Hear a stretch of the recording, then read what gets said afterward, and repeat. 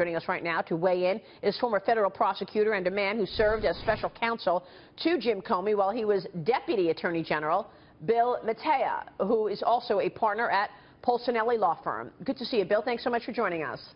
Good to be with you, Maria. So President Trump has described Jim Comey as a showboat, quote unquote. Comey is set to tell his side of the story today. What are you expecting? Well, I'm expecting that Jim is going to stick to the facts. If you'll remember his testimony in 2007 that related to General Ashcroft being kind of on his deathbed and Andrew Card coming to his side, I mean, he really kept to the facts. He didn't try to stray from that. He didn't try to give opinions, but he kept right to the facts, and I expect him to do the same thing today.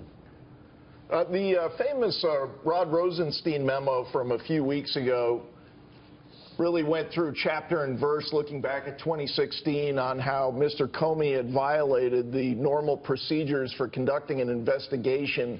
Does Jim Comey have a problem following the rules?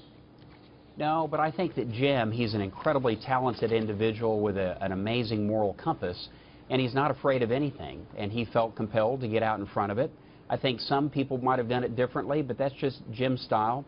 I mean, Jim is a gregarious person. He's not afraid to tell people what his opinion is. I do think our new FBI director, if Chris Wray is confirmed, will be much different than that.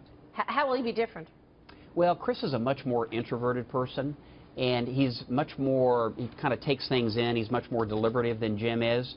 He's not going to shy away from the cameras, but he's not going to put himself out there. It's just not in his DNA. Well, in terms of Jim Comey, it's Dagan McDowell, by the way. Is he bitter that he got fired and fired in the way that he did? And will we see any evidence of that today? No, I don't think so. Jim's just not that way. You're not going to see any bitterness. Quite frankly, Jim has had a distinguished career. He had a distinguished time when he was at the FBI. I'm sure he feels very proud about that. And I think he feels probably proud the way that he handled that situation. So do you think that he was under pressure during the 2016 election to lay off of the investigation into Hillary Clinton, given the fact that his boss, Loretta Lynch, had the meeting on the tarmac with her husband, President Bill Clinton? Did he feel pressure to lay off of that investigation?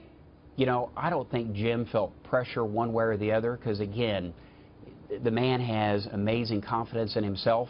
He is an incredibly bright individual. He's probably one of the brightest individuals I've ever worked with.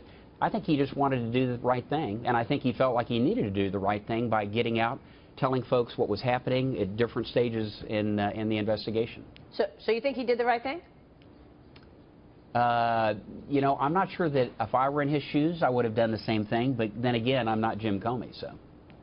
Well, so this is Lindsay Bell here. You also know Chris Wray very well. I do. He has extensive experience in white-collar crime and corporate fraud. How is his experience in national security and defense? Well, it's strong because when he worked for Larry Thompson, who was the Deputy Attorney General, it was in the aftermath of 9/11.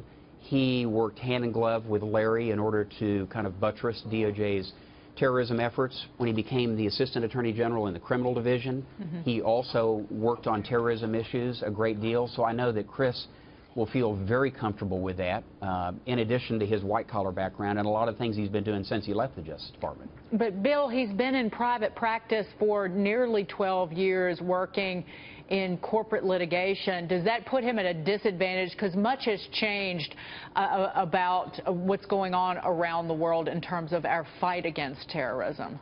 Well, you could have said the same thing about Jim Comey, but you didn't see it because Jim was in with a private equity firm before he was the head of the FBI. And before then, he was at Lockheed Martin, not working with these kind of terrorism issues, at least directly. So, Chris, I don't think he will get up to speed very quickly. He's a very bright guy, and he's a quick learner.